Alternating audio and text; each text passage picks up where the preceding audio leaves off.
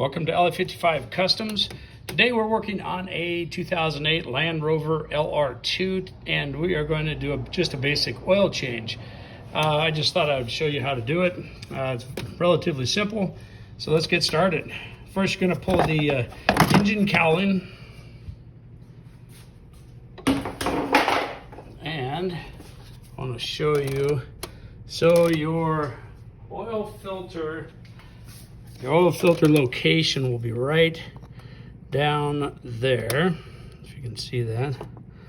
So it's right down there, you can see the top of it right there. And the oil filter is going to be one of the paper filters and is going to look like this right here. And then it comes with a new seal, and this is your product number that you're going to use if you buy the MAN filter.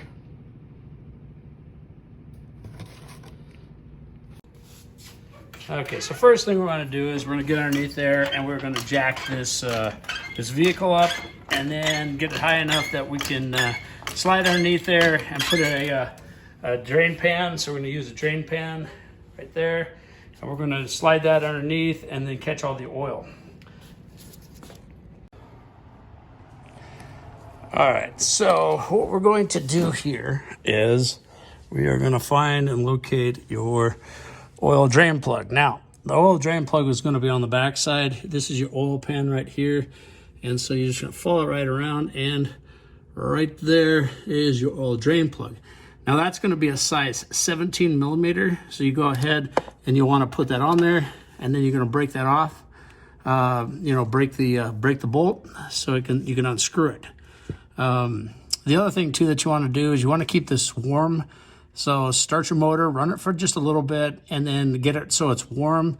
That way the oil gets more soluble, so it'll actually flow better, get some of the contaminants out. It's not so, so settled in there and sludgy. So this will help out tremendously. So let me start draining, and make sure that you put down your oil pan to catch your oil. And I put rags underneath there just in case you get some overflow and you don't make a big mess on the garage floor. Okay, here we are draining the oil. I don't know if you can see that, but it is relatively black. So I would definitely, this is well past its expiration. Yeah, that's extremely black. I'll show it to you when I pull the oil pan or the drain pan out. Okay, now that you're waiting for all the oil to drain out of your oil pan, go ahead and inspect your drain plug bolt. You just want to go over it, make sure that everything looks good. It's not stripped out up top here. You also want to look at your crush washer. This is this one is an aluminum crush washer. You have there's copper ones you can use. Sometimes you definitely have to put the crush washer back on, because if you don't, it will leak. Some of them have like a rubber seal that is embedded here around the base of the bolt. So you just want to kind of inspect it to make sure that it looks good. Clean it up before you put it back on, and then also clean up the mating surface on the oil pan. Okay, so now that everything is cleaned up, we're going to go ahead and reinstall this. Again, it's a 17 millimeter socket for the bolt. Go ahead and put it in. Just make sure you got your crush washer on there, and also do not over tighten these. What I do is I just take them and put them in finger tight, and then I give it maybe about a quarter of a turn. That's about it, because you do not want to strip this out. If you strip out your oil pan, it will start leaking. You'll see your driveway will have a bunch of drips of oil. Guess what? You're either going to put a helicoil in there, or you're going to have to drop the oil pan and put a new one up in there. I'll show you helicoiling down the road in some other videos, so subscribe to my channel. Okay, so this Land Rover is going to take 8.1 quarts of oil. So I went ahead and got my oil ordered and got it in. So I prefer 100% AMSOIL. AMSOIL is the top of the line oil to me. I've used it for years. Really good quality. It has, you know, advanced engine protection. Wonderful, wonderful product. So highly recommend the AMSOIL.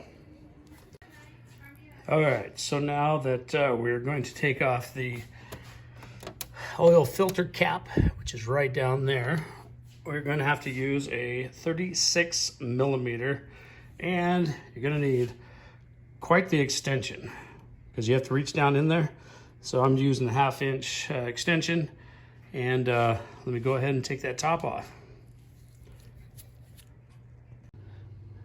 Okay, so the best way to do this, when you get down inside of here with your socket, you know, to take your the cap off, it is really hard to get it through this hole. So Land Rover actually came up with a pretty neat idea.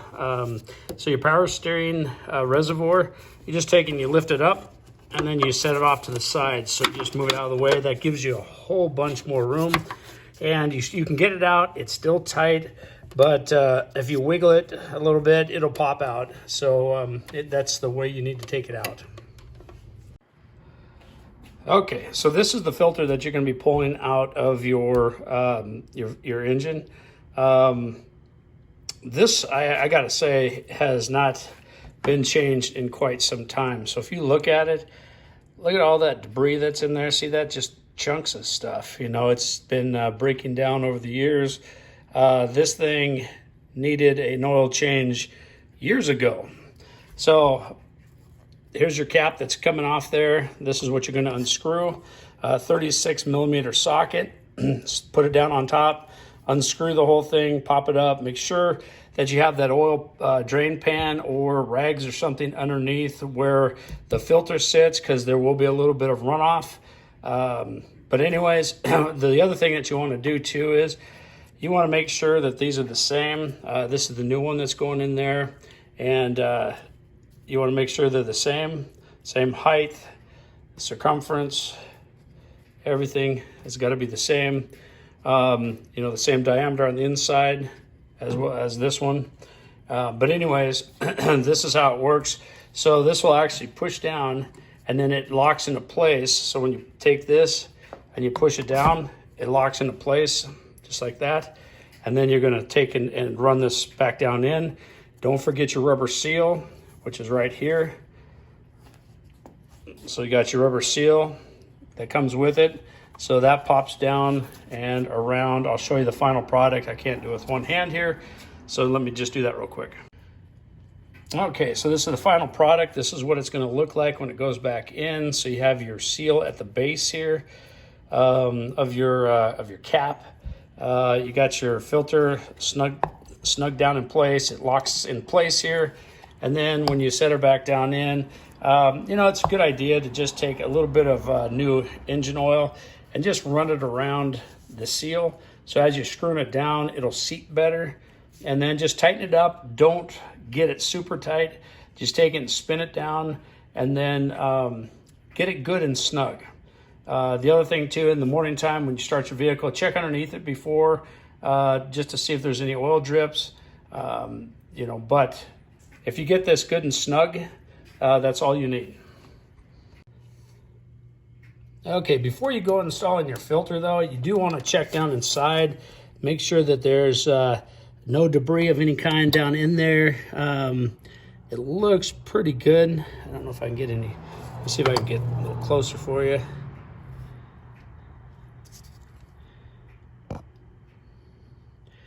Just leftover oil. Just make sure that there's nothing sitting there that might hinder the operation of your engine. And it looks good. Okay, so the first thing that you're going to do is you're going to take and install your oil filter, your paper filter, and go ahead and install that first because it makes the job a lot easier. There's a little cylinder that comes up. You're going to have to take your basically the ring itself right there, and you just slide it down over top of that cylinder that's in the middle right there. And as you're pushing down, you'll feel it kind of lock in place. Okay, now we're ready to install the cap. Don't forget to put some oil on that seal right there. Go ahead and put it in, screw it down, and get it snug, and then take it and give it like another quarter of a turn, so it's nice and tight, but don't overdo it. Okay, now I slid the cap back down in there, and so what we're going to do is you're just going to take it, push it down until it seats down on there, and then you're just going to start spinning that thing down. Okay, until it's nice and snug. There we go. And then we're just going to take and put your 36 millimeter socket on there, and then give it like right about there. And that's about it. And now we can start installing your motor oil. Okay, so one more thing that I want to point out is when you're tightening this cap down, don't over tighten, because what will happen is there's a ring that's down below. I'm going to show you, you can kind of see it, how the white ring sits. Let's see here, there we go. Okay, you can see that white ring. You do not, if you keep cranking that down, what it will do is it'll start to bulge out, and you do not want that to bulge out. So that is about where you want it. See how it's seated? It's seated all the way around. So you don't want to over tighten that, and that's a real critical thing. So that should be fine. The other thing that you can do too is if you think you got it too tight or whatever, and that O-ring is sitting out too far, then what you're going to need to do is fill up your engine with your oil, and then go ahead and start it, and then see if it leaks out from there. So let me get right back. Okay, the other thing too, don't forget to put back your power steering unit, your reservoir itself. Next, what we're going to do is we're going to go ahead and start adding the engine oil. Now this one calls for 8.1 quarts. Here's my suggestion. You don't want to overfill your oil dipstick. Your engine, if your engine gets overfilled, then guess what? You have to get back under there, open up your drain plug, and basically you're going to do your whole oil change all over. So what I would recommend is putting in, say this one's an 8-quart system, let's put in 6 quarts, and we're going to check it at that point. Also account for the fact that your oil filter usually takes a half a quart to 1 quart of oil. So it's better to check it. But the thing is you kind of have to let the oil drain down in the bottom of the motor to get an accurate reading. And let's get underway. So here's your, this is where you're going to fill your oil. And then we're going to go ahead and put in your funnel. Now we're going to open up one of these dudes, and we're going to go ahead and start filling.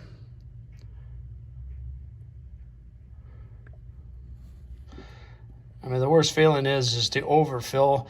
It's better to underfill at the very beginning, and then if you check it in the morning time, that's the best time, because it gives it time for the oil to drain down into your oil pan overnight, and then that gives you the most accurate reading.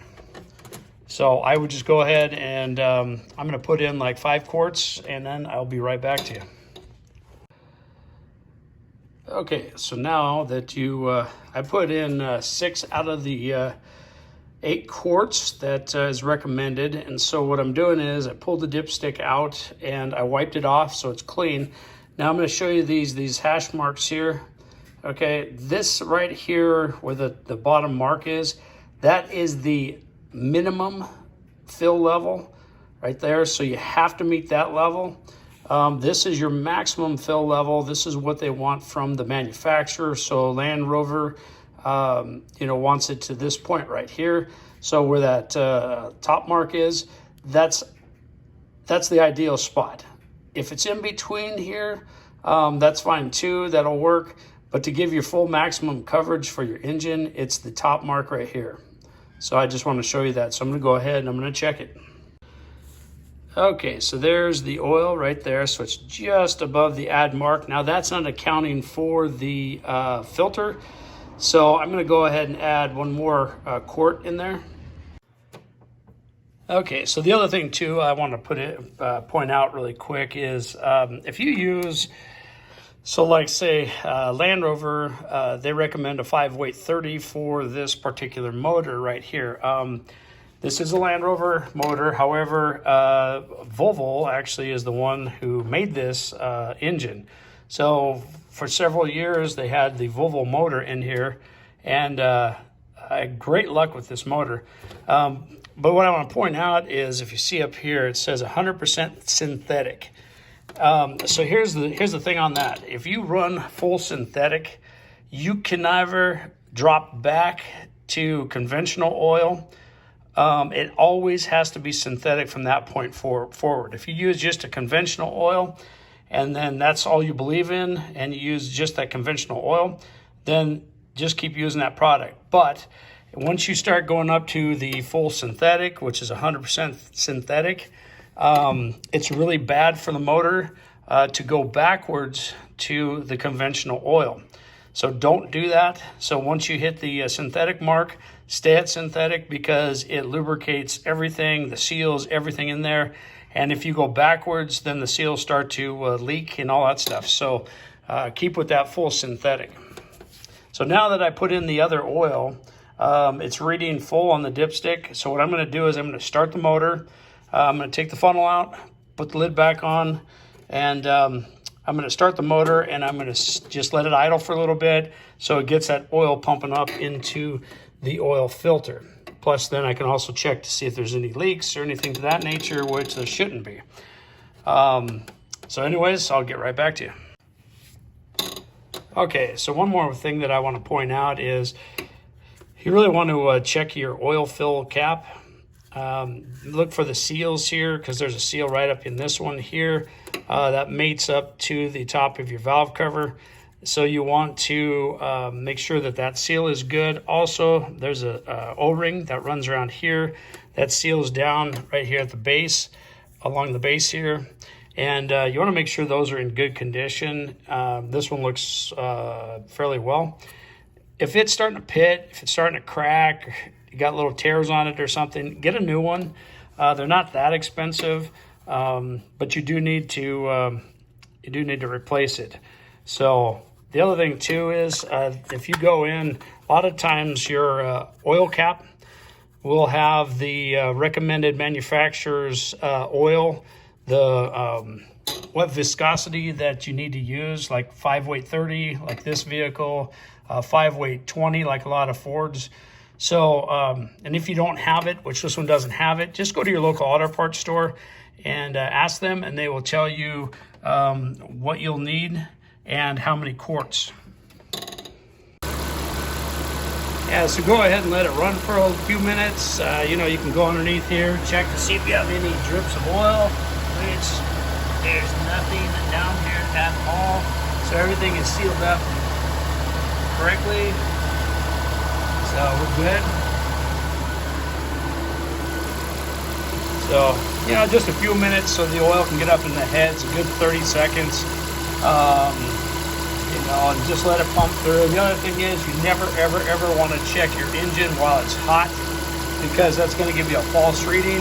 So when you shut your engine off and you go and you check your engine oil, the oil is still draining down through your engine, down to the bottom of your oil pan. Like I said, the best time to check it is early morning when the oil had time to settle. Okay, so after running it for a few minutes, I just let the oil drain down after I shut it off before I checked it.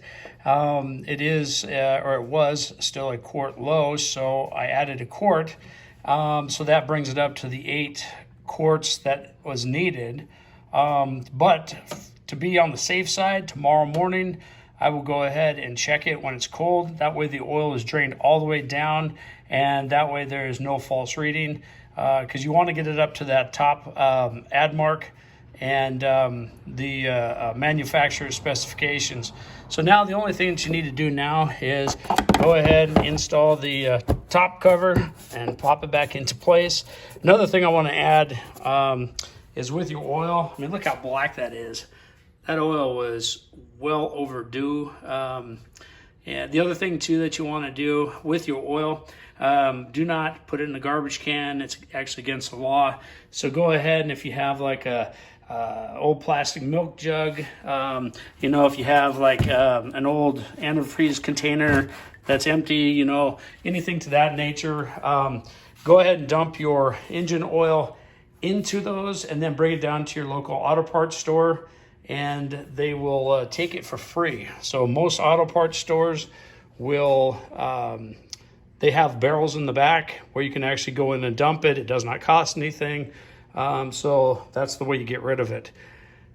Give me a thumbs up, subscribe to my channel. I have a ton of videos coming up. If there's something you'd like to see done on the vehicle, shoot me a comment. I'll try to accommodate it, and have a good day.